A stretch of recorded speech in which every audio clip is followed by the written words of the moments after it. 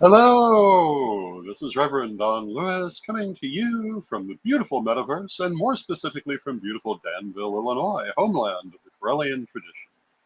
And this is Midday with Reverend Don. Welcome. And I hope that you are having a lovely day today. It's the start of a new week, and my subject for today is diplomacy. And this may or may not be a diplomatic discussion of diplomacy, but we will be discussing diplomacy. But first, as you know, if you follow Midday with Reverend Don, you can type your questions or comments onto whatever platform you happen to be watching on, and they should show up here in my chat room. And as I've said many times, that's one of the things I most enjoy about this particular platform, the ability to have that immediate communication. And, for some time now, I've been talking about issues of leadership and politics, which of course go directly together. This last week, I was talking about the 1-year anniversary of the 9th convening of the Parliament of the World's Religions. And this was a wonderful memory. We put up lots of video, we put up lots of photos to remind people just what a great event that was. But it was an exceedingly political event, very much a leadership event. And understanding why that is so and what that means is absolutely essential to understanding what these terms mean. Politics is the art of avoiding direct physical conflict in the resolution of disagreements. That can be personally, or it can be communally. And I have one person telling me they cannot. Okay. Hello to Antonio in the chat room. Hello to Arlene in the chat room. Arlene had just messaged me to say she wasn't able to post her comment in YouTube, but she is now, so that's fine. But as I was saying, the definition of politics, a good definition of politics, is the art of using particularly compromise to avoid direct physical confrontation as the means of resolving confrontations. In other words, to avoid violence. The term politics comes from the word polis, which means city. And hello to Janet Winston in the chat room. Hello to Renee Bauta in the chat room. It's good to see you both. And this was originally used to describe the way that cities were governed in order to keep everyone at peace. And that's what politics are really about, avoiding that open, violent confrontation that comes when politics fail. Now, a lot of people have very different understandings of this word. A lot of people confuse politics with infighting.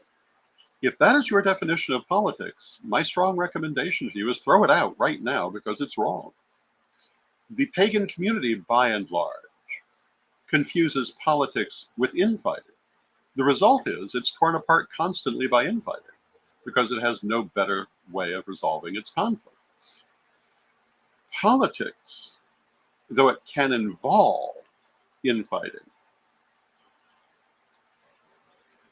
is really about using everything else to avoid violent confrontation. Hello to Ed the Pagan in the chat room who says, yay, because this, of course, is one of our favorite conversations. It has been for 30 years. It's vitally important to understand the constructive use of politics. And diplomacy is probably the number one political tool. And what is diplomacy? If politics is using primarily compromise and other techniques to avoid violent conflict, what is diplomacy? My cousin Crystal used to be described as the sort of person who could tell could tell a person to go to hell and make them happy to be on their way. That is diplomacy. And hello to Zane in the chat room. It's good to see you. And Ed the Pagan goes on to say, violent conflicts are rare, but sometimes needed. That's true. But it's so much better to avoid them. And The use of a little politics in a constructive way is often all you really need. It's when politics break down that we come to violence. In the pagan community, that's most commonly emotional violence. We see it all the time. Occasionally, it will verge on to physical violence, but not so often. We usually stop at emotional violence, which is what witch wars are all about. Speaking of which, you can get the Witch Wars Defense Volume, the Witch Wars Defense Manual, Volume 2, at BrilliantPublishing.com to learn a lot more about these subjects, but we'll come back to things like that. But if you look at our community, for years and years, emotional violence has been a very common thing. And diplomacy, though it's gone on, has been relative only to a handful of players. Most of them will jump straight to emotional violence. I often talk about the elders who complain that no one will listen to them. And one of the things I've observed from those people who are now elders, not all of them, but many of them over the years, is the amount of emotional violence they use toward newcomers to the community, and especially younger people in previous years. Ridicule, belittlement, absolute disdain were common things on the part of these people. And some of the people who were just coming into the community, they drove off through these behaviors. Others came right on in, but established communities without attachment to these people. That's why people aren't listening to them now. They didn't build the bridges then that would allow people to listen to them now. In fact, they were at pains to disrupt those bridges. They would not use diplomacy. They used emotional violence. And not being listened to is their just payment for that behavior. And hello to April McLeish. And yes, I said that with my outside voice. It's exactly what should be happening to people who behave that way. Now, not everyone who's complaining they're not listened to did behave that way. Some of them were just recluses who also did not build the bridges to the younger community that would allow them to be listened to. But those who did keep their communication open, who did build bridges to the younger community, are mostly being listened to. Many of them are highly respected.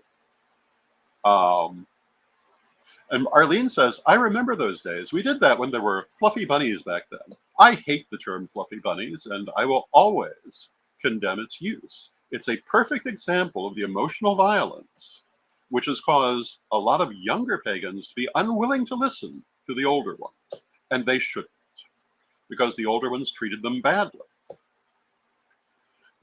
It's much better to behave in a diplomatic and conciliatory fashion when there are people who are willing to listen to you, because then they're likely to do so.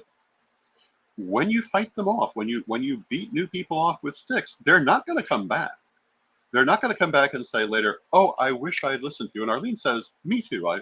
She feels the same way, which is why she pointed it out. But yes, that whole attitude, I referenced the baby witch thing the other day when they did the same thing to people calling themselves baby witches as an affectionate self-descriptor, because they could not get enough out of their own heads to realize someone else might be using the term differently. And they alienated all those young people who then will not listen to them. And of course, my saying this means those elders certainly aren't going to listen to me, but they haven't listened to me for 40 years. So what does it matter if they listen to me now? Some people, however, are listening. And I have noticed that things like the use of diplomacy have suddenly become an issue in this community. The need to do something about the Project 2025 has become an issue in this community. So I figure I'd better keep talking about it, because apparently someone is listening. But if you want to be listened to, you need to be accessible and not hostile to your chosen audience. And why this should take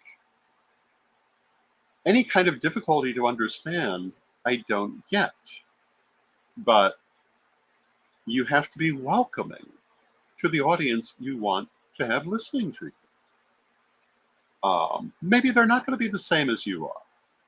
Is that really so bad? Maybe they're doing some things you're not thrilled with. But if you befriend them and they listen to you, they may change that opinion. But if you alienate them, they never will. It's very important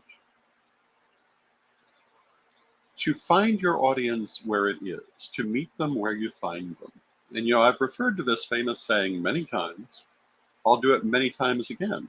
And what that means is that if the people you wish to communicate with cannot understand the language that you're using, it's you who must change your language.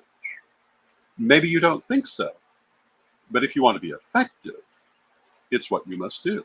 That's why I so often talk about, and hello to Steve Taylor in the chat room who says, I'm excited to see this. Yay. It's an important thing to say. And, as I said at the start, it may not be a diplomatic program on diplomacy. Certainly hasn't been so far. But I think these are things that need to be said. When we talk about meeting your audience where you find it, this is why I talk so often about interfaith language. When you're talking to people who do not come from your own spiritual background, it's important not to use a lot of jargon in talking to them. If you know the words they recognize, try to use those words, because they're not going to be willing to take the time when they first met you to try to understand unfamiliar words that you may be trying to substitute. If they get to know you, then that may happen, but not when they first meet you. And so, it's much better if you want to talk to them about the rituals of your temple, then talk to them about the services you hold. Talk about worship services. They'll understand that. You don't have to go straight to the word ritual. They don't have to understand it right off the bat. And plus, it means the same thing anyway, for the most part. You don't have to go into great details about your particular understanding of deity. Talk about deity, talk about spirit, even talk about gender-neutral God. They'll understand these terms. Then, when they're listening to you, you can tell them the different ways you understand. But if you alienate them immediately, you'll never have that chance. This brings us back to the fluffy bunnies and baby witches, and why it was so destructive for this community to alienate those young people by making fun of them right off the bat, because, of course, they never again listened to anything that those so-called elders said. And by the way, I don't think you're an elder just because you've been sitting on your butt in the community for 50 years and not done anything. You're an elder if you have accomplishments. I don't care that you've been here all this time and done nothing but complain. Speaking of not being diplomatic. And hello to Lavola in the chat room. Hello. And a lot of those elders who aren't being listened to did exactly that. They were always about what wasn't to their satisfaction, but they weren't out doing what would be to their satisfaction. They were many times obstructionists throughout their entire careers. Why would anyone listen to someone who hasn't had accomplishments in 50 years? Now, some of these people did have accomplishments. Like I say, these comments aren't for all of the elders and so-called elders who aren't being listened to, because there are several different issues happening. But a lot of them didn't earn the status of elder. They've just been sitting there all this time. They may think that makes them an elder, but you can be old and stupid too. Just being old does not make you wise, nor does it give you a right to suddenly demand power when you've shown no ability to exercise it. One of the things that has particularly annoyed me for many, many years are certain people, I won't name who, but they teach leadership skills without ever having led anything or having led badly. This is the same kind of thing.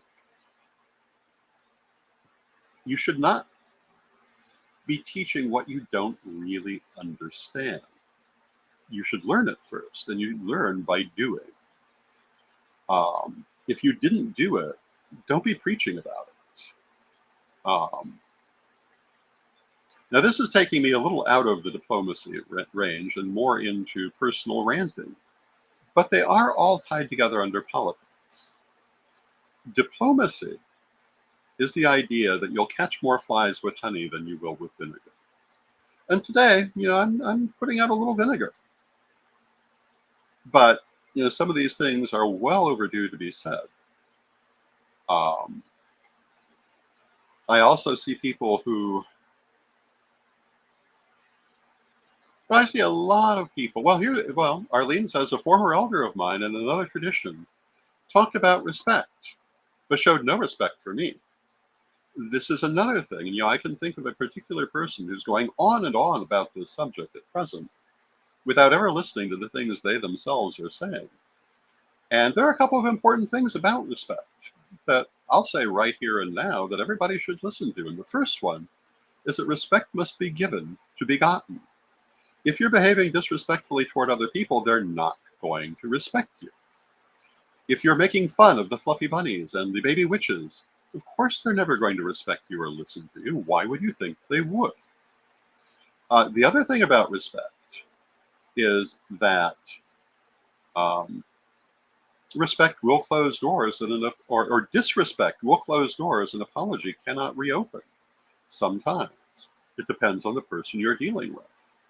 The more mature the person is, the more willing they are to be willing to give you another chance, but not everybody's going to.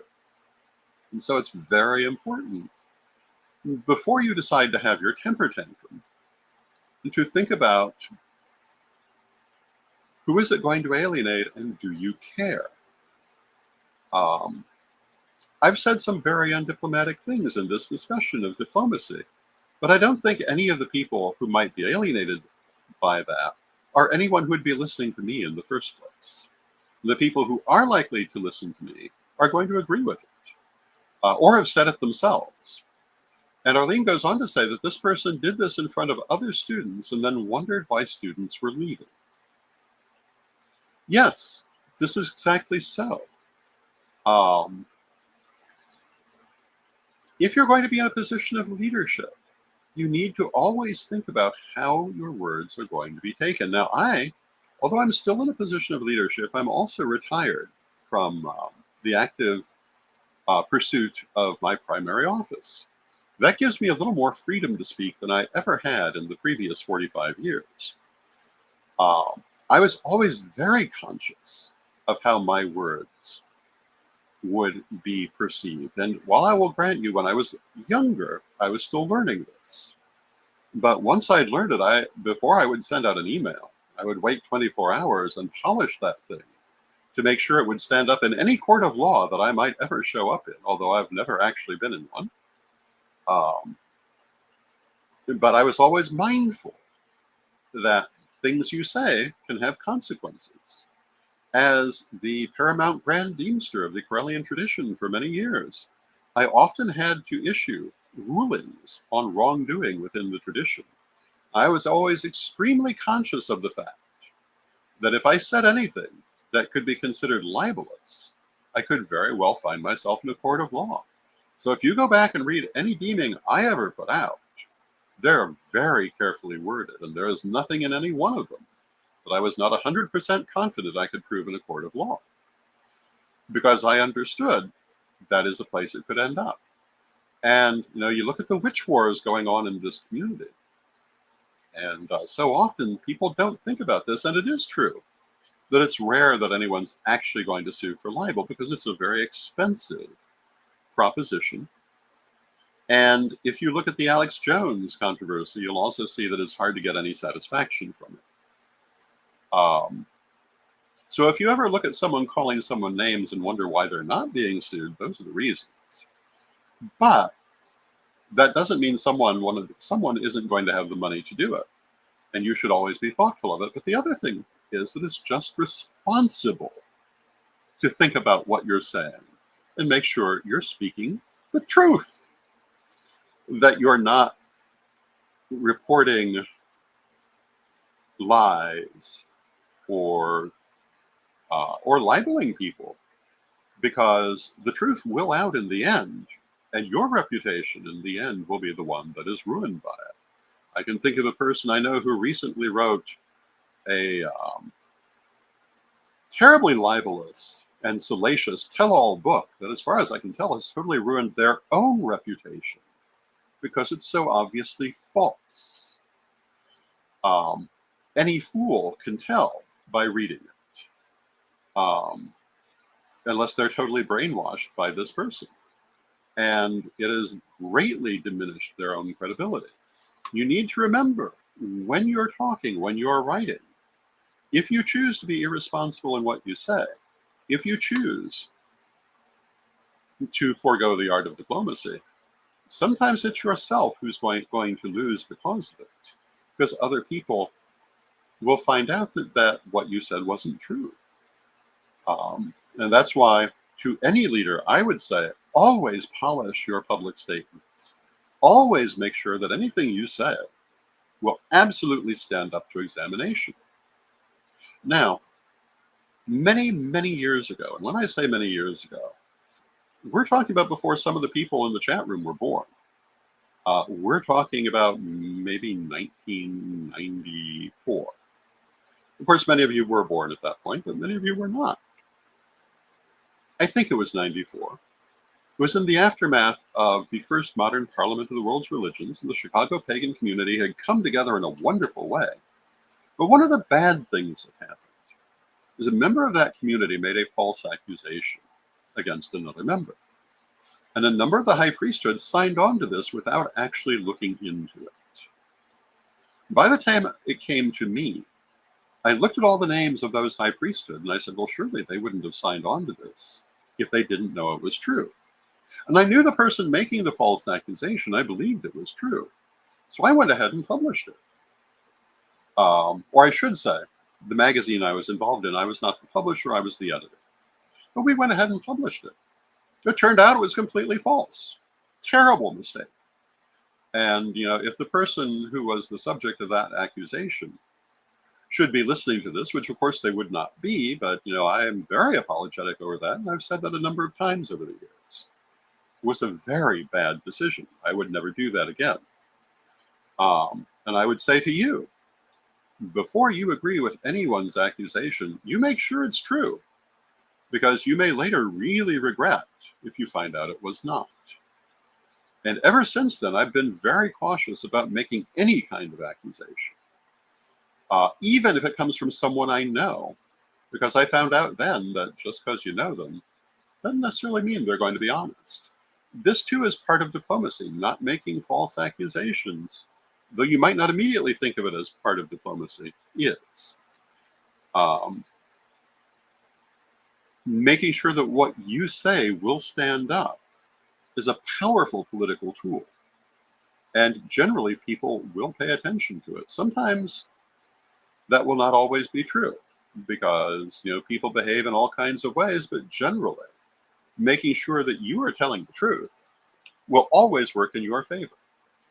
Sometimes it will take a while. Sometimes people, and unfortunately, this is the nature of our community with its constant witch wars, although fewer than there were.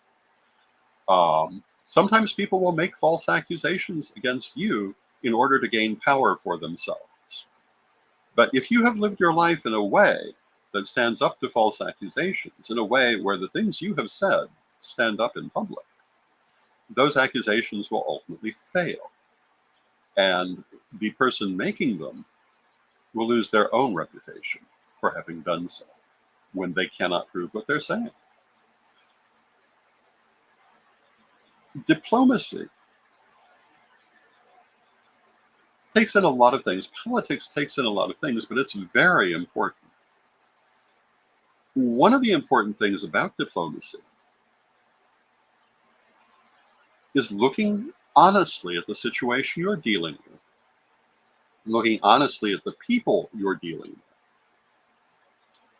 and looking honestly at how to get the best resolution from it. It may not be the ideal resolution. You can't always have the ideal resolution. You go for the best resolution. And, sometimes you can say, well, I wish such and such and such and such and such and such could happen. But they can't always. And so sometimes you have to settle for part of what would be good. I would love to see a pagan community in which emotional violence was not a weapon of the weak-minded. But I don't see that, and I don't think I ever will, because it's human nature. Emotional violence is easier than constructive politics. So naturally, the lesser sort of person will reach for it first. It can certainly be very effective. Another reason they'll do it. But it's better to find constructive ways to move forward. I'll give you another example out of my own life, also from those early 90s. There was a high priest in the Chicago community with a habit of assaulting women. I'm not going to mention this person's name because this person's name today is virtually forgotten. And I would hate for them to be remembered because I happen to mention their name. So I'd rather they were forgotten. But in order to try to counter this, what we did was we drew together, particularly the women who were victims of this and their friends, and those people willing to listen to them, to form a boycott against this person rather than a witch war. And although this boycott was not entirely successful, it was somewhat successful. I was amazed by how many members of that community really didn't care how many women he assaulted. They were only impressed by his wonderful initiatory lineage. Made all kinds of excuses for him, but many others did listen. But acting in a reasonable manner was far better than a witch war, in my opinion. And that still is my advice to you today. Look for the most constructive way to deal with a problem. And understand you can't always deal with it. We did not get rid of this abusive high priest. He eventually died of his own iniquities. But what did happen is his violence was seriously contained because the kind of women he'd been preying on no longer were so easily available. He had been preying on women who were in a position where they could not be publicly identified as pagan. Therefore, they couldn't go to the police. They couldn't go public. They were simply out of luck. He made the mistake of going to of victimizing a few women who could be public, which is how the whole thing finally blew up. His influence was definitely curtailed through the boycott, if not eliminated. And hello to Gary in the chat room who says, preach. Well, that's kind of what I'm doing. And I strongly suspect I'm going to continue this subject tomorrow because there's so much more to say about it. But the main thing I want to say today, and I'm going to repeat it, I've already said it,